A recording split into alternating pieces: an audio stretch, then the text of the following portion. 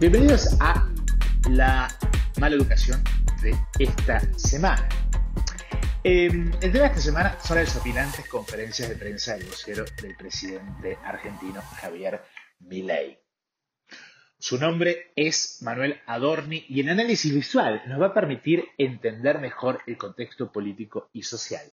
En honor a la verdad, tanto Lester como Adorni se nutren de la estupidez del progresismo, y por esto me refiero a Kirchner, Fernández, Boris, Lula y los populismos de izquierda. Pero sobre todo cierto progresismo moralizante representado por minorías sexuales que optaron por bailar la danza histérica de las redes sociales, que nos cansa, obligándonos a aún hacer, figurar y estar en todos lados al mismo tiempo, todo el tiempo. Y moralizar con el dedito levantado todo el tiempo. El resultado ha sido el arrinconamiento de los reclamos realmente progresistas, en los que la cultura acabó siendo eliminada. Pero para hablar de Adorni tenemos que empezar con Milei, quien ha sido aclamado, vivado y festejado en el mundo, es decir, por los medios de comunicación hegemónicos a nivel global y los dueños de redes sociales. Y esto nos permite esgrimir la hipótesis de que, así como Pinochet fue un experimento social de la primera fase del neoliberalismo y Margaret Thatcher de la segunda, la Argentina ha sido elegida como laboratorio de la fase post-COVID del nuevo orden global, en el que la pelea este-oeste ya viene perdida para Occidente. De la vida privada o de lo que consideramos del ámbito privado del presidente y de lo que además yo considero que es un tema privado del presidente, no vamos a hablar ni ahora ni vamos a hablar en ninguna otra oportunidad.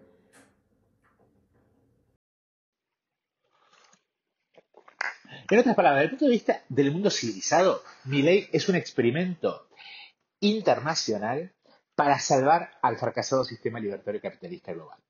Ya les contaré sobre esto, sobre el caso inglés, para que vean que me refiero a todo esto a nivel global. Pero debo confesar mi fascinación con las conferencias de prensa casi desiertas pero cautivantes de su vocero Manuel Adorni, quien, no habiendo sido la primera opción para el cargo, lo ha hecho tan bien, o al menos cumple una función tan importante que vamos a analizar, que ha sido elevado a las alturas ni más ni menos que de secretario de Estado en un gobierno que se jacta de no crear nuevas secretarías. Esto significa que Adorni aporta una narrativa valiosa para el gobierno y equilibra a través de sus contrastes la estética de su jefe. Para mí, esta contradicción es fundamental para el gobierno de Milei. Manuel Adorni fija su identidad borrándola. Se para frente al emblema de su secretaría, rebautizada como vocería, que es de por sí una palabra rara en el país del voz. Vocería significa multiplicación de voces, charlatanería. O todo lo que se dice acá tiene relevancia, o no la tiene hasta que la tiene. En otras palabras, Adorni es el encargado de la oficina donde se transfiguran los rumores en información y se frenan los chismes de esa contrausina llamada kirchnerismo. La política comunicacional, creo, este es el mejor modo de definirla, es la de transformar el chisme en información, algo que la mayoría de las veces depende del nivel educativo y origen social de aquel que lo enuncia. La narrativa de Adorni es visual y textualmente de soberbia modestia. Cada mañana se planta frente a la cámara oficial para ser uno de los componentes fundamentales del universo de contradicciones visuales que conforman el ecosistema de la presidencia de Javier Milei, que yo resumiría como el de un intento de cancelación, ignorándolo, del espacio de aparente libertad, supuesta independencia, perpetua mediocridad y trauma futuro permanente en el que se había convertido la herencia del movimiento peronista creado en la década de 1940. Pero que Milei haga esto plantea problemas fundamentales. No debemos olvidar los orígenes militares del peronismo, que son al menos en parte atribuibles al famoso escándalo de los cadetes. Y tiene un origen no demasiado diferente en materia sexual al del mileísmo. La pareja de Juan y Eva Perón fue un artificio, al menos en lo que hace a su presentación en sociedad. Andrew Lloyd Webber esto lo vio clarísimo y comprimió en una escena la naturaleza teatral del movimiento. Me refiero, por supuesto, a este momento. Veámoslo. I'm not talking of a hurry night, a frantic tumble and a shy goodbye, creeping home before it gets too light. That's not the reason that I caught your eye. We're just doing black. I'd be good for you. I'd be surprisingly good for you.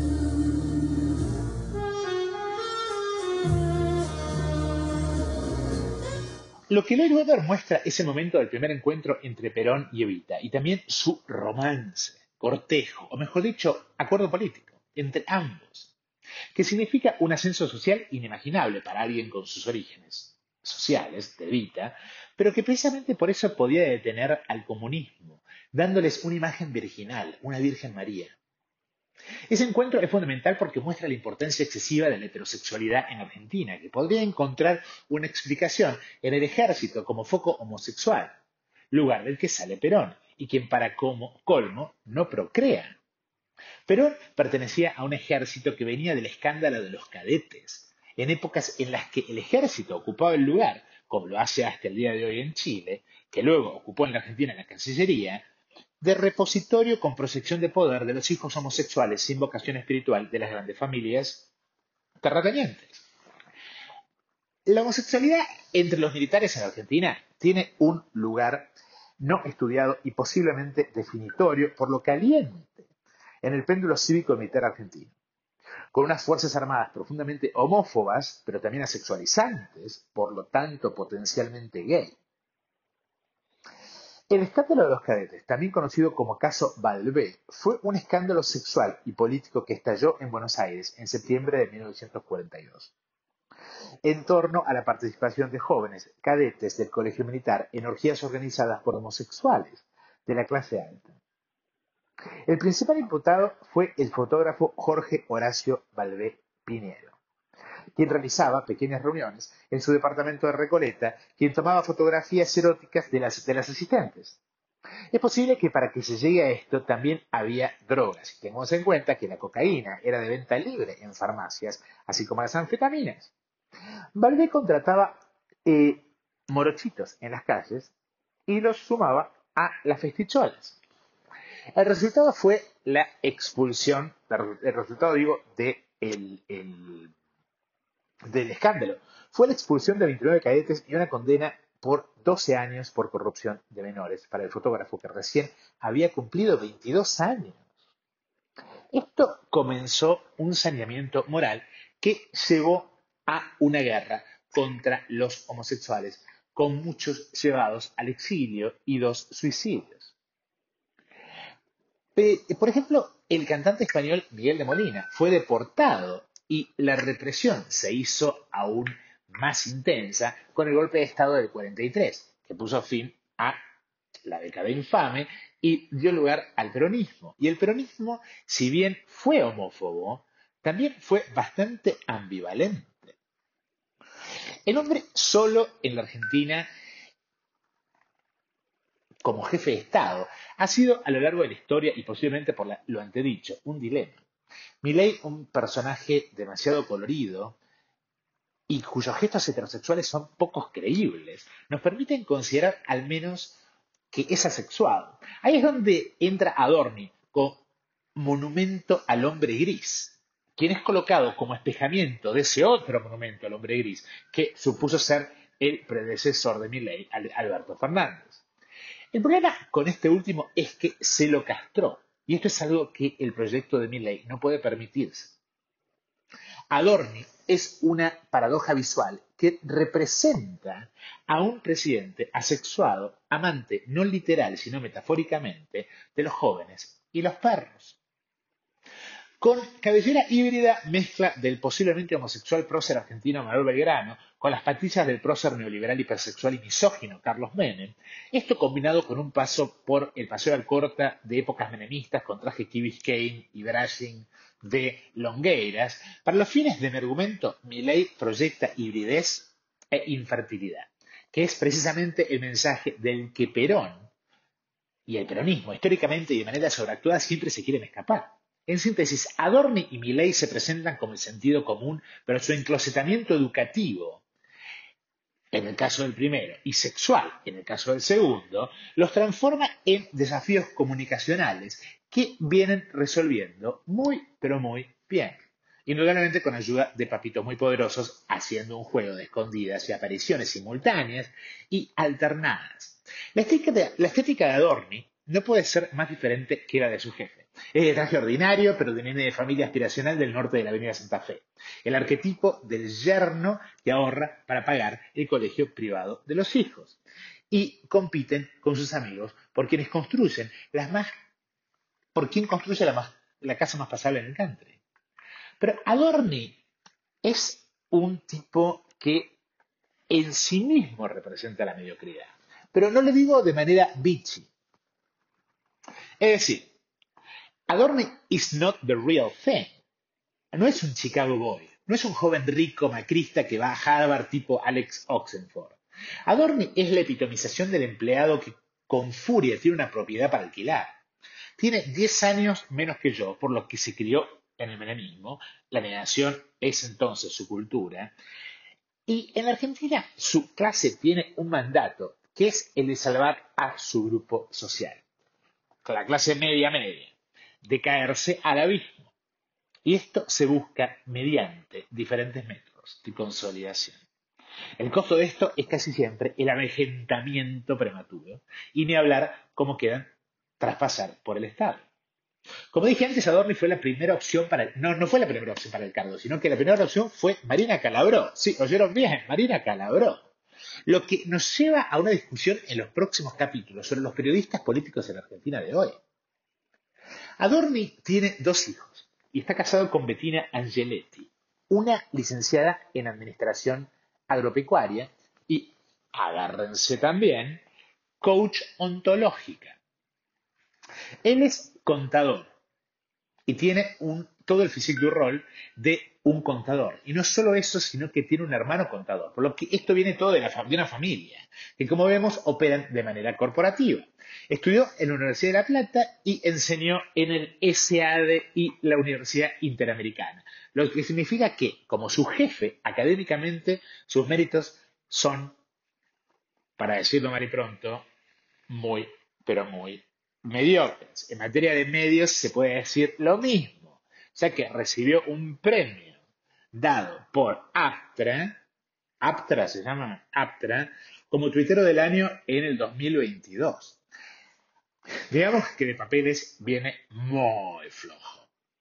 A sus 44 años no parece atlético y esto lo diferencia del culto al yogur ser, del pasado macrismo, quienes veían a Juliana Aguada como una suerte de Martha Stewart orgánica, una María Antonieta Pastorcita en Villa Langostura que quedó totalmente opacada por lo que voy a llamar el isabelitismo, por Isabel Perón, de la hermana del presidente y secretaria general de la presidencia, Karina Milei.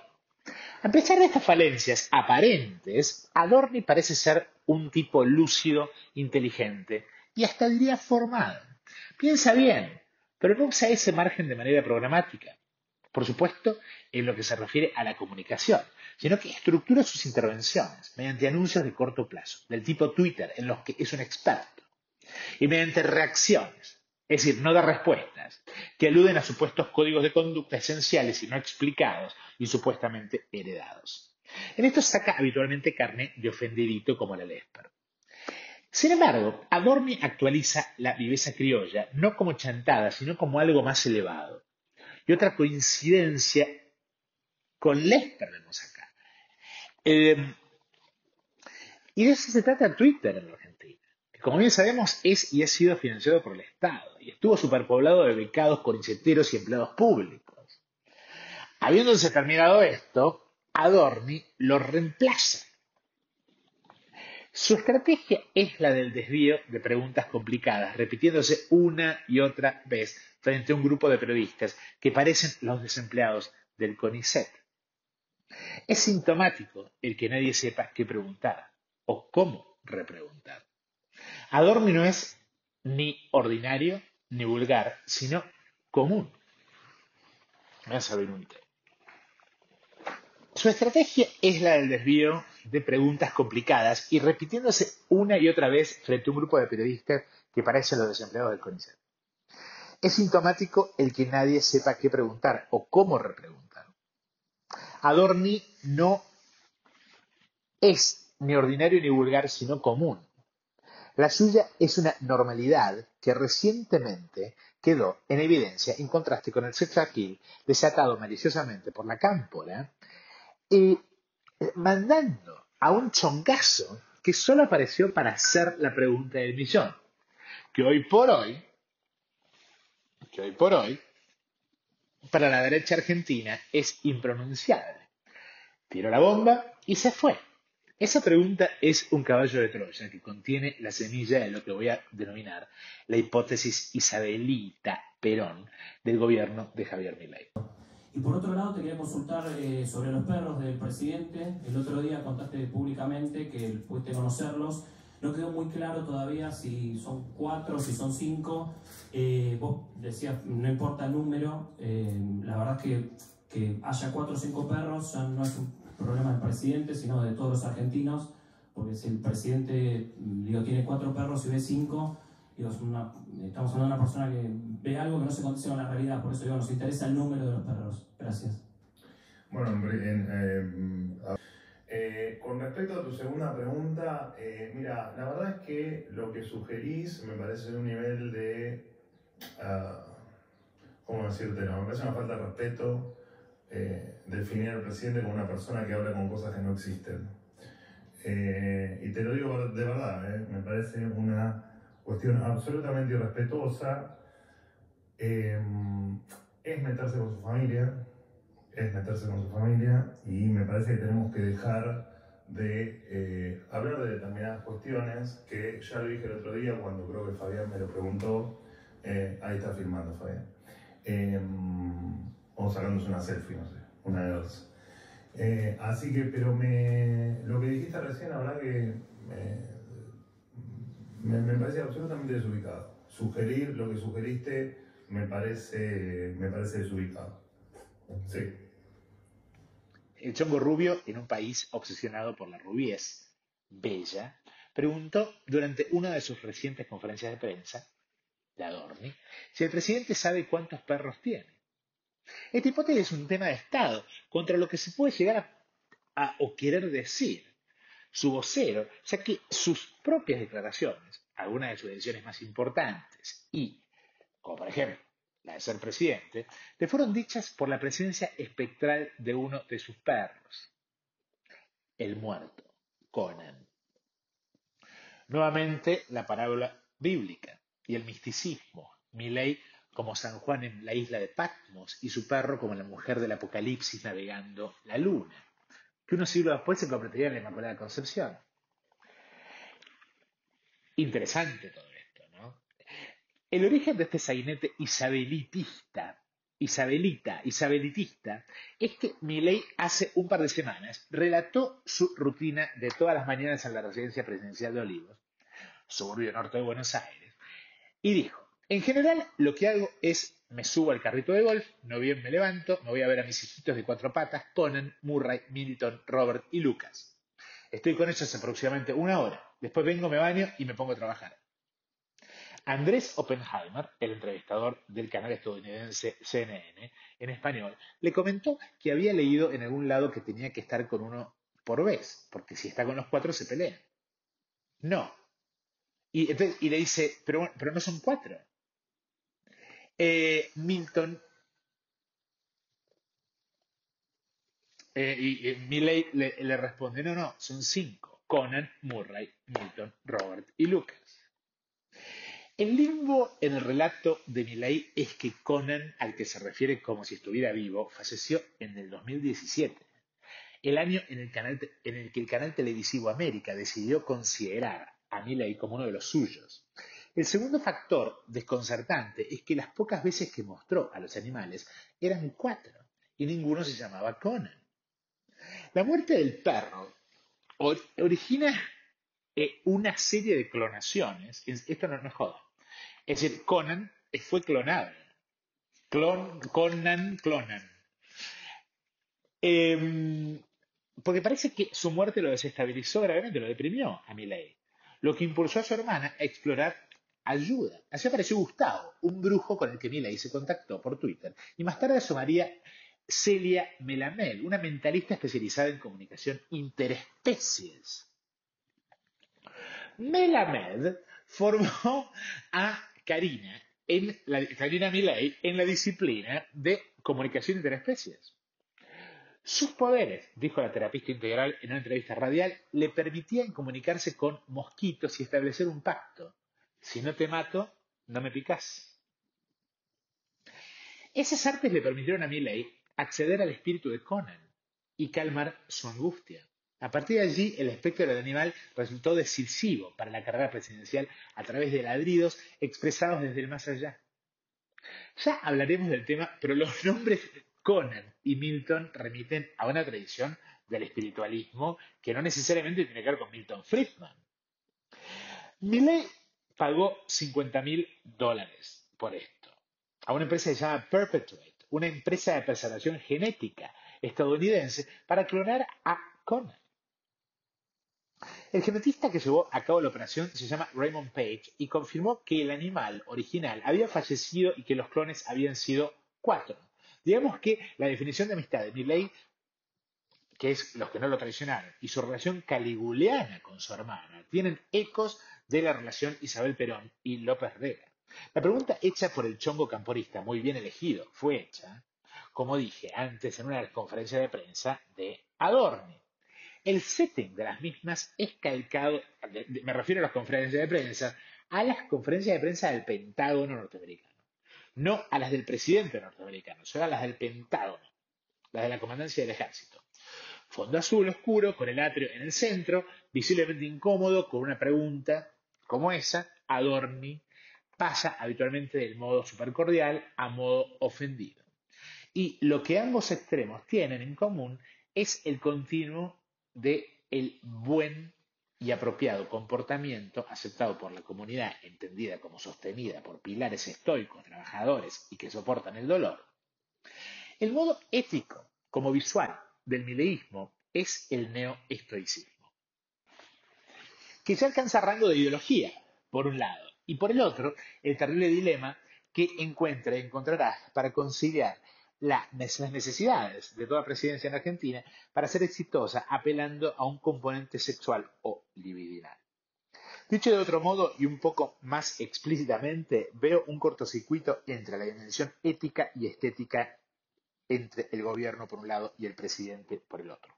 Un gobierno neoestoico, opusdeico, hiperproductivo, indiferente a la cuestión de género, con un presidente asexuado, con ciertos gestos, por lo menos en la estética de youtuberismo, demasiado joven, o con pinta de boy bands, que son los que los apoyan en YouTube, que tienen ciertas reverberaciones pedofílicas, mostrando los cortes de pelos, por ejemplo, los podemos ver acá.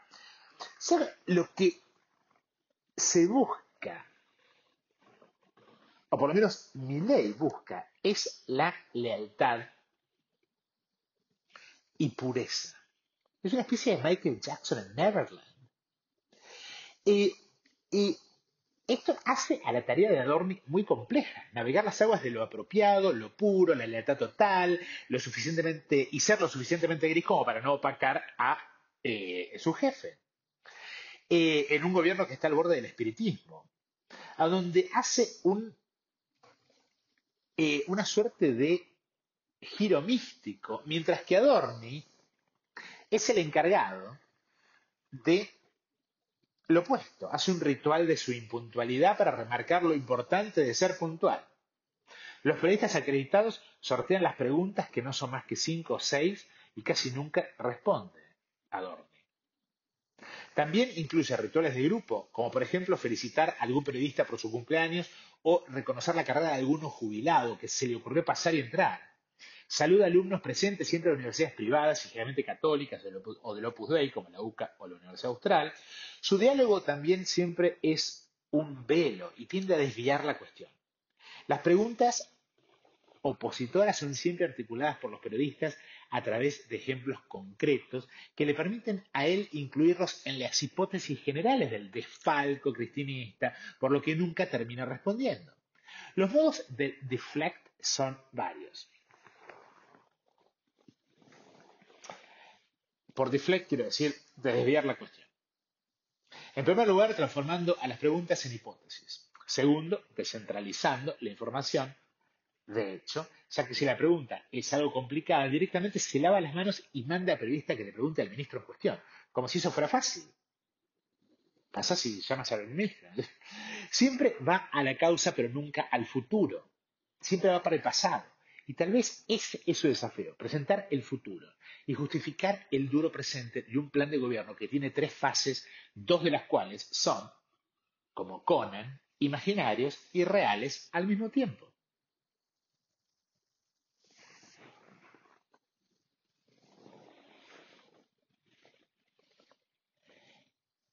La primera fase es la reducción del déficit mediante recortes y privatizaciones.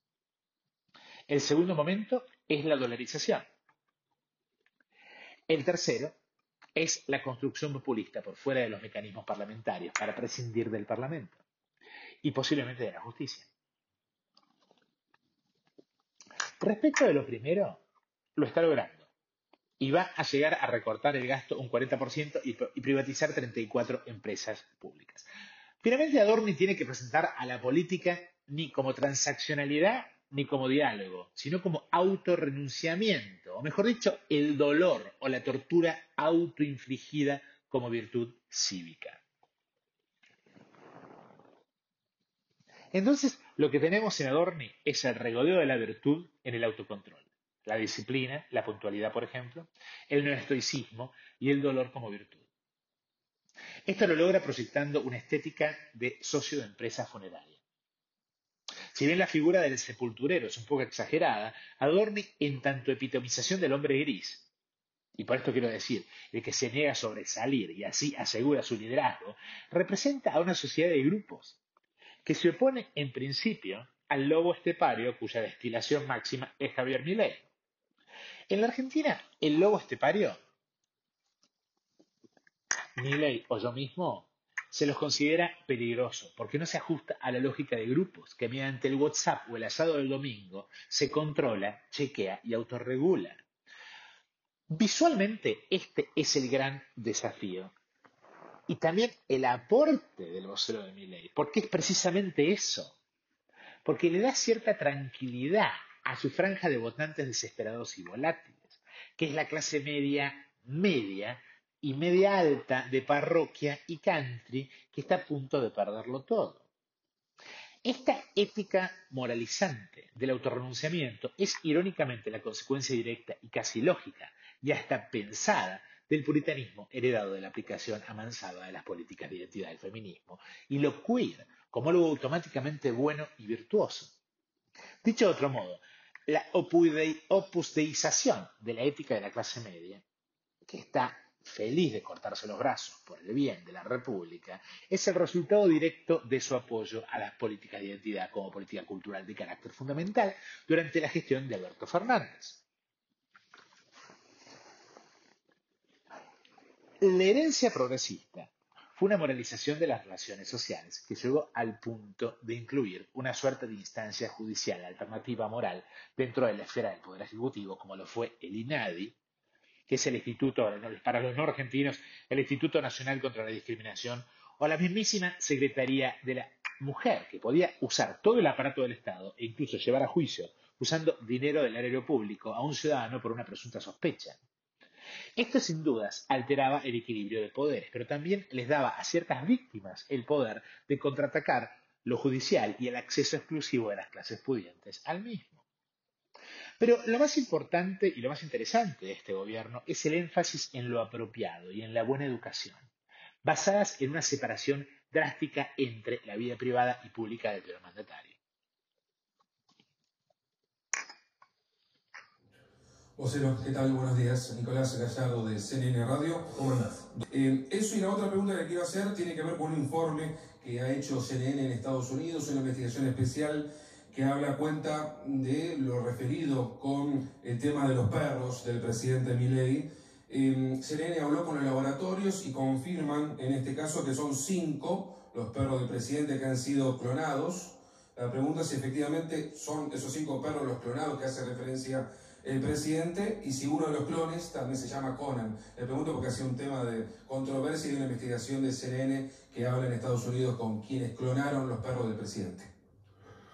Pero a la primera pregunta la respuesta es no, y a la segunda pregunta la respuesta es, un poco lo charlamos el otro día, de todas maneras agradezco que ante una situación tan compleja como la que vive la Argentina, la preocupación sean los perros del presidente y si esos perros están o no clonados.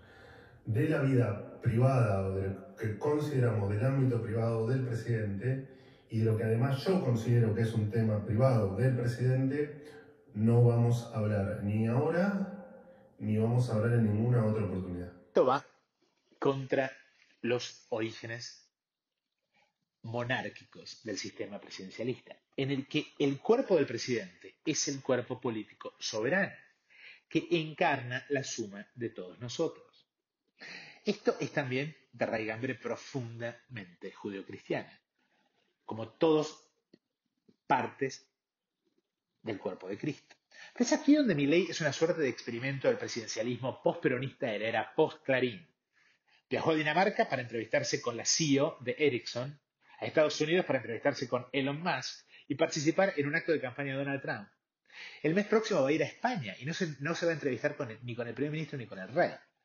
Este será un tema que vamos a tratar próximamente, pero la política exterior de Milei es de relaciones corporativas con un desdén manifiesto y demasiado obvio al punto del insulto diplomático por los dignatarios oficiales productos de la democracia. Todo esto corriendo el riesgo de rebajar la dignidad presidencial a mero rol de lobista, de no se sabe qué. Este ha sido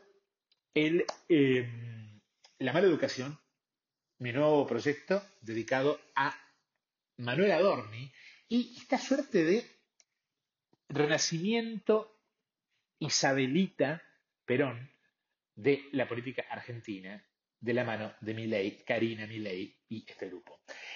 La semana que viene quiero dedicar este espacio a una reseña a fondo de Replay de Netflix y también ver cuáles son las relaciones que se pueden establecer con esta nueva realidad que estamos viviendo.